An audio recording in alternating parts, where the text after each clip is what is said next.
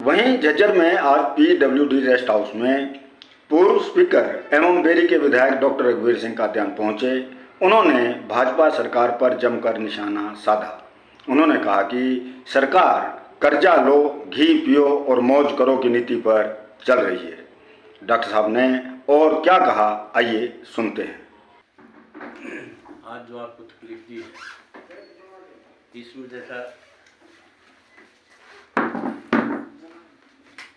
पूरी देश नहीं पूरी दुनिया को इस बात का पता है कि भाई किन हालात में जो है राहुल जी ने भारत जोड़ो यात्रा शुरू की थी। उनके जहन में जब ये बात आई कि भाई देश में धार्मिक उन्माद के नाम से जो है वो देश को तोड़ा जा रहा है, बांटा जा रहा है, नफरत फैलाई जा रही है। कितने केसेस आप शुरू से लगा लो, चाहे वो कोरोना के टाइम से तबलीगी फलाना या कोई जैसे कोई रोड रोलर, कहीं कोई मस्जिद के डिस्प्यूट, दूसरे डिस्प्यूट कहीं पे, तो इस तरह की बात जब उनके जहन में आई तो उन्होंने देखा कि नफरत के माहौल में ये सारा मामला जो देश के असली मुद्दे हैं, महंगाई, बेरोजगारी और भ्रष्टाचार जैसे, उन मुद्दों से ध्यान भटकाने के लिए इस तरह की बातें हो रही हैं।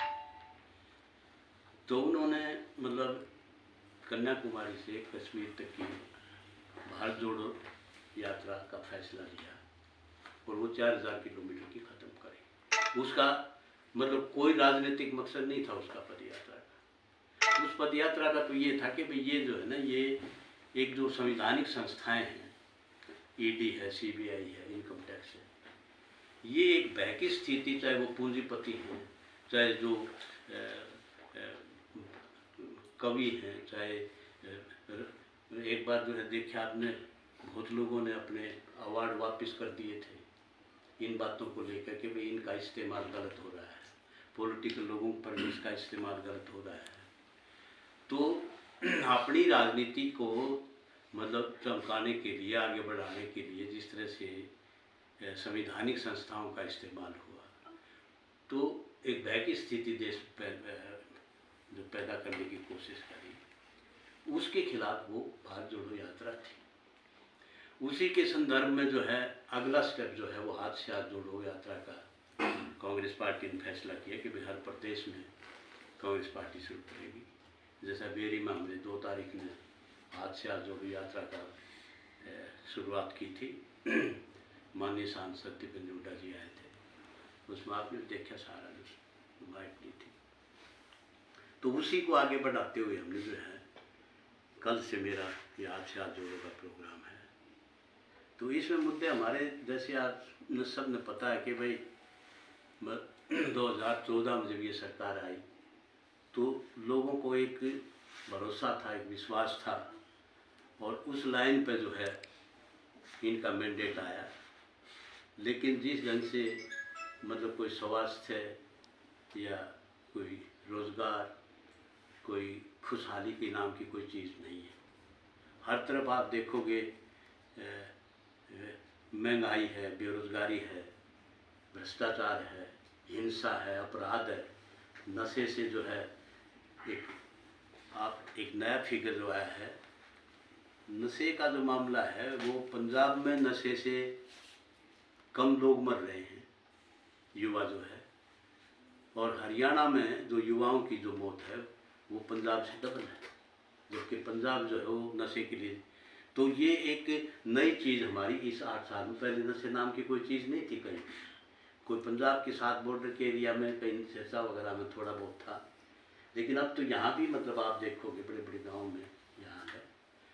तो इस लाइन पे जिस ढंग से अनुभवहीन लोगों की सरकार ये, और इससे चाहे किसान है, चाहे कर्मचारी है, चाहे व्यापारी है, चाहे छोटा दुकानदार है, चाहे कमेरा वर्ग है, चाहे युवा है, महिलाएं हैं, हर वर्ग जो है सड़कों पर है, अपनी अपनी बात आपने देखा 2-2.5 साल पहले तो किसान एक साल जो है वो रहा 750 लोगों की, वो वापस लेना पड़ा। अब उसी इस लाइन पे आप देखो कि सबका साथ सबका विकास का एक नारा है। तो 80% लोग गांव में रहता है और गांव में उनके पास कोई विकास का पैसा 2.5 साल से नहीं गया। पंचायतें जो है झूठा सच्चा केस डलवा के हाईकोर्ट में चुनाव रुकवाती है। चुनाव हो गए तो अब ई टेंडरिंग प्रणाली के नाम से वो जो है वो थोपने का काम किया जा रहा है। तो कम से कम ये था भाई 2 साल में सरकार आई थी, मैं पंचायत की छोटी सरकार बनी थी, इसमें जो गांव का रुका हुआ काम था वो शुरू करवाते। 80% बजट पंचायत डेवलपमेंट का लैप्स हुआ है, खर्च नहीं हुआ। HRDF का जो 2,500-3 हज़ार करोड़ रुपया हर साल इकट्ठा होता है मंडियों से, वो ऐसे कैसे पड़ा है, एक पैसा ही। तो गांव के ऊपर तो कोई पैसा खर्च हुआ नहीं, 80% लोगों पर कोई तो सबका विकास सबका साथ काम हुआ। तो हमारा ये कहने का इसमें ये है, हमने विधानसभा में भी उठाया, इसमें गवर्नर एड्रेस में भी बोला और गवर्नर साहब को भी मेमोरेंडम हमने दिया था इस बात का कि भाई ये एक बार ये काम शुरू करवाओगा आप। उसमें जब ये काम शुरू हो जाए, जब लोगों को लगे भाई हमारी चुनी हुई सरकार है, विकास हो रहा है, तो फिर उसमें आहिस्ता आहिस्ता कोई नई चीज़ है उसको लागू कर दो। मतलब लाठी गोली से तो सरकार नहीं चलती ना, समाज से चलती है। बातचीत करो, बातचीत बैठा के उसका रास्ता निकालो। उसमें एकदम से जो है, अब ठीक है डेवलपमेंट हुई है, बात चल रही है, तो वी होप कि भाई ये बात बने और गांव में विकास जो है वो शुरू हो। क्योंकि महात्मा गांधी का सपना 100 साल पहले एक सपना था महात्मा गांधी का कि भाई हिंदुस्तान में अगर पंचायतें मजबूत होंगी तो देश मजबूत होगा। उनकी एक फिलॉसफी थी, उस फिलॉसफी को राजीव गांधी ने आगे बढ़ाया और संविधान में एक अमेंडमेंट हुई, 73rd अमेंडमेंट। हालांकि 1992 में हुई राजीव गांधी की डेथ के बाद, पर उन्होंने प्रारूप तैयार किया था उसका पंचायतें मजबूत करने का। क्योंकि राजीव गांधी 2 नाम से कि एक तो कंप्यूटर के नाम से, खुद लोकसभा में वाजपेयी जी कहते थे कि भाई ये लड़का जो है इससे डिब्बे से सरकार चला होगा। हाँ भाई डिब्बे से सरकार चलेगी, आने वाली सरकार ही नहीं से चलेगी। उस टाइम कंप्यूटर का कंसेप्ट दिया था देश में, टेक्नोलॉजी का, डिजिटल इंडिया का। तो उस टाइम पंचायतों को decentralisation of the power to the grass root पर जो पावर आई थी ना पंचायत सरपंचों के पास, वो 73rd अमेंडमेंट के उससे आई थी 1992। और उनको पैसा खर्चने का, उनको विकास का कहाँ खर्च होना है, एक्चुअल डेवलपमेंट सरपंच और गांव वालों को ही पता है कि भाई कहाँ नाली साफ होनी है, कहाँ गलियाँ बननी हैं, कहाँ तालाब होना है, कहाँ पानी की निकासी होनी है, कहाँ स्वास्थ्य का है, कहाँ मतलब। तो सारा उस हिसाब से गांव का जो मामला था वो उन्होंने मजबूत करने का काम किया था। वो इन्होंने इस ढंग से जो है पंचायतों को कमज़ोर करने का काम किया। तो अब हमारी होप है कि भाई पंचायतों को ताकत मिलेगी। और इवापियो तो 2 लाख की लिमिट बांध दी। मैंने विधानसभा में ये बात उठाई, क्या किया, MLA को इन्होंने पैसे दिए थे 5-5 करोड़। तो वो MLA ने जो काम सबमिट करे गांव के से पूछ के, उसमें 5-5 गांव के जो है वो काम इकट्ठा करके 1-1 करोड़ के, और इन्होंने ई टेंडरिंग के लिए निकाल दिए। ई टेंडरिंग मैं ठेकेदार हूँ भाई, ये तो बंद है भाई, पोर्टल तो बंद है। पोर्टल खोल के अपने लोगों को बता दिया आप टेंडर भरो। एक खास इलाके के खास ठेकेदारों की एक लिस्ट है, उनसे कह दे, उन्होंने टेंडर भर दिए। उन्होंने जब टेंडर भर दिए वो पोर्टल बंद कर दिया। तो एक तरीका, मतलब ई टेंडरिंग के माध्यम से अपने ही लोगों को ठेका दिलाकर, और उसको आप देखो परिवार पहचान पत्र शुरू कर दिया। परिवार पहचान पत्र में किसी का बिजली का बिल ज़्यादा आ गया, किसी का कोई और बैंक में कोई पैसे उसने ज़्यादा विड्रा कर लिए, ये इनकम का सोर्स मान लिया।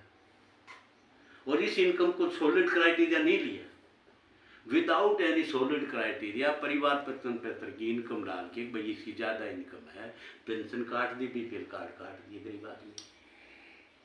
तो हमने भी ये बात उठाई कि भाई कोई सॉलिड का कोई एसडीएम दे इनकम का सर्टिफिकेट या तहसीलदार दे, उस सर्टिफिकेट के बेसिस पर आप काटो। तो इस तरह से ये सारा जो है ई टेंडरिंग, उसी बीपीएल कार्ड और जो परिवार पहचान पत्र है, फैमिली आईडी के लिए सुबह से लेकर शाम तक चक्कर काटते हैं लोग, कागज लिए फिर रहे हैं अपना काम धंधा छोड़ के।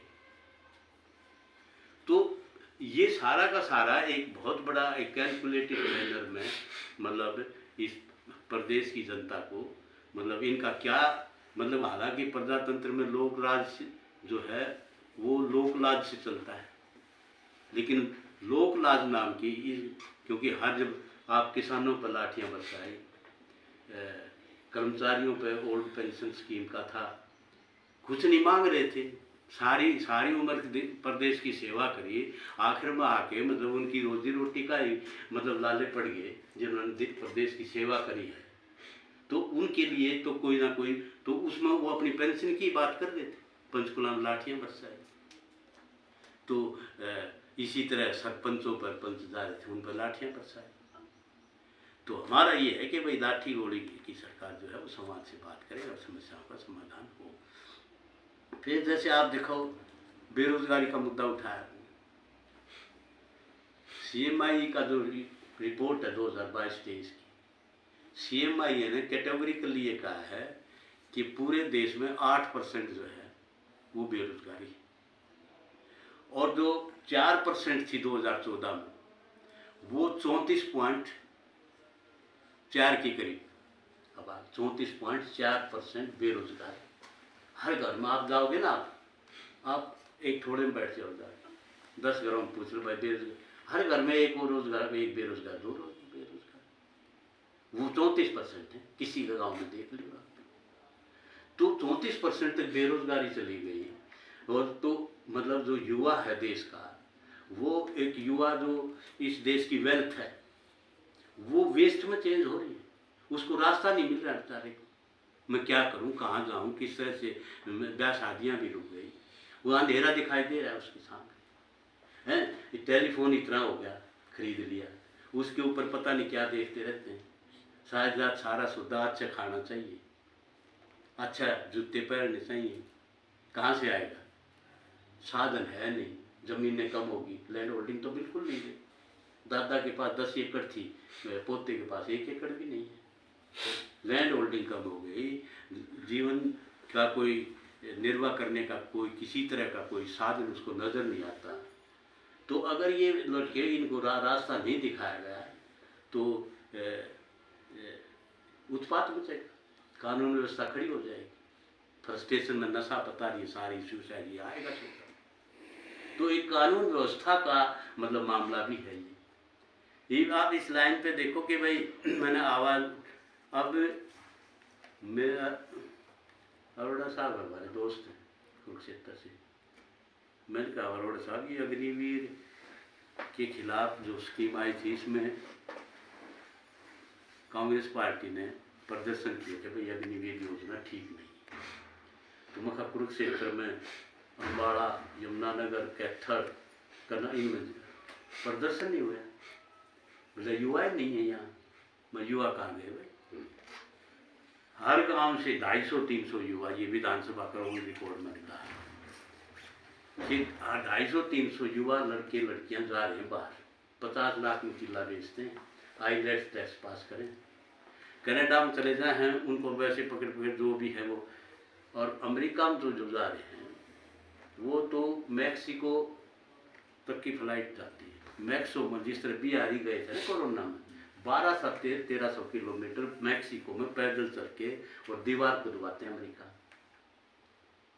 और वहाँ जाके उनको टंकी कहते हैं, डोंकी, सुना हो तो आपने, किसी पढ़ लिया मतलब डोंकी। तो मैंने ये कहा भाई आप ये जो युवा जा रहे हैं इनका एक पब्लिक इंटरप्राइज ब्यूरो यहाँ बढ़ाओ, रिकॉर्ड रखो इनका, वहाँ भी आपका पब्लिक आपकी सरकार का वहाँ रिपोर्ट करे, वहाँ जैसा काम धंधा उसका ITI का है, जो है कोई सेब तोड़ने का है, लेबर का है, उसको दिलवाओ वहाँ पे, एक सिस्टमेटिक ढंग तो हो ना। जब सरकार का 1 लाख लड़का हरियाणा का मतलब आपका जो है नॉर्दर्न रीजन का, उसका ना उसका कोई जवाब दिया। न महंगाई का आप देखो, महंगाई भी नंबर 1 पे है, हरियाणा में नंबर 1 पे। ये आप सुबह उठते हो, गैस ऑन करते हो, चाहे वो भी 11 से 11:30 टेलीफोन करते हो, कहीं सुना है आपने कोई किसने बढ़ा दिया भाई? जब जियो ने जब यो मुफ्त में लाए 100 के लाए 700 रुपये में जियो का भी रिचार्ज हो रहा है, किसकी परमिशन से बढ़ा दिया भाई? ये बजट लाते हैं टैक्स पर। It is a taxation without legislation. एक पैरेलल गवर्नमेंट है बिजनेसमैन की, वो चला रही है इन बातों। आपका डीजल पेट्रोल तो छोड़ो, आप जितने फूड आर्टिकल हैं, टॉयलेट आर्टिकल्स हैं, एग्रीकल्चर के इम्प्लीमेंट आर्टिकल्स हैं, जितने भी हर जगह मतलब महंगाई। लाइसेंस बनता है आपका, ड्राइविंग लाइसेंस पहले कितने में बनता था, कितने आर्म लाइसेंस है पहले 100 में बनता था, 5000 में रिन्यू करवाओ 5000 में, 100 रुपये में था। आप स्टाम्प पेपर खरीदो 10 रुपये का, 100 रुपये में। एक ये टाइप करवाने के लिए ला गया, उस टाइप वाले ने भी अपनी बात लिख दी, बोले जी कागज का जो पहले 100 रुपये में आता था, 300 रुपये में। तो मेरा कहने का मतलब है कि ये आम आदमी अफेक्ट हो गया है, और गृहिणी जो है वो परेशान है, हर परिवार का मुखिया परेशान है, उसके बच्चों की एजुकेशन है, उसके बच्चों का उसका। तो मेरा महंगाई का भी हमने देख के महंगाई के ऊपर जो है ना कोई बात ऐसी एक पॉलिसी गवर्नमेंट लाए जिससे आम घर का मतलब। अब आप ये बेरोजगारी के साथ जो मैंने ये बात उठाई, इसमें या तो लिस्ट आती है तो 80% लोग बाहर के होते हैं। It is a serious matter. हम कोई रीजनलिज्म में विश्वास नहीं करते, कोई इलाकावाद में नहीं, हम देश हित में जो होना चाहिए। लेकिन कई प्रदेशों में तो जी ये हिमाचल में है हिमाचल के लगे, कश्मीर में कश्मीर के लगे, गुजरात में गुजरात के बाहर से नहीं निकल लगते। मेरा मतलब ये है कि भाई क्या उनको प्रदेश के 5% मिलते हैं, क्या मिलते हैं, ना मिलते हैं, मतलब हरियाणा के लोगों को कोई जगह नहीं है। तो इस बात को लेके सारा ये हमारा कि इसको स्ट्रीमलाइन करने के लिए प्रजातंत्र में लोगों का जो है लोकतंत्र बचे, प्रजातंत्र बचे, प्रजातंत्र में लोगों की आवाज़ सुनाई दे। तो इस तरह का कोई मामला मतलब यहाँ नहीं हो रहा है। तो इसमें उसका उल्टा क्या हुआ जी, 2014 में जब सरकार छोड़ी थी तो कर्जा था जी 70,000 करोड़, ऑन रिकॉर्ड की बात कर रहा हूँ। ये हमने कहा बोले ये तो आप तो दूसरे तुम्हें वाइट पेपर दे दो, आप वाइट पेपर में तो ट्रुथ आएगा क्या है क्या नहीं, एफिडेविट पे होता है वो चीज़ में। 70,000 करोड़ 2014 तक 66 में बना था, 34 और 14 48 साल में तो 70,000 करोड़, और 8 साल में जो है वो 3 करोड़ 3 लाख करोड़ 3.19 लाख 3.20 के करीब। तो आपका 5 गुना बढ़ गया करीब 5 गुना। तो ऐसा कोई प्रोजेक्ट नहीं आया हमारे टाइम पर। तो यूनिवर्सिटियाँ बनी, वही थर्मल पावर लगे, एम्स बने, इंस्टीट्यूशन बड़ी खड़ी हुई है जी, बड़े बड़े IIM बने, और अब तो कोई प्रोजेक्ट आया नहीं, फिर ये कर्ज किस लिए बात का बढ़ा दिया। तो बस ये है कर्जा लो और घी पियो और मौज करो, यो कंसेप्ट हो गया। मतलब आप मतलब कर्जा चुकाने के लिए, ब्याज चुकाने के लिए, ब्याज के लिए भी आप कर्जा ले रहे हो कि ब्याज इतना है। आप इसमें देखो 35% कर्जा लिया जा रहा है, 30% जो है उसमें जब बजट में देखोगे ना आप तो कैटेगरिकली है भाई, जो देनदारी है वो 30% इस बजट की देनदारी में जाएगा, और 35% उस देनदारी के लिए हमने कर्जा ले लिया। तो कर्जा और ब्याज चुकाने के लिए मतलब ले लिया कर्जा। तो इस बात पे ये जो अनुभवहीन लोगों की सरकार है, और सब कुछ जो है इससे नाराज है, चाहे कर्मचारी है, किसान है, चाहे युवा है। और उसी बात को लेकर याद से आज जोड़ो यात्रा जो मेरा कल का प्रोग्राम है 12-13 दिन का मेरा चैप्टर गाँव का है, वो मैं आपको इसमें कागज है मेरा प्रोग्राम। डॉक्टर साहब बेरी हल्के में आप यात्रा शुरू कर रहे हैं।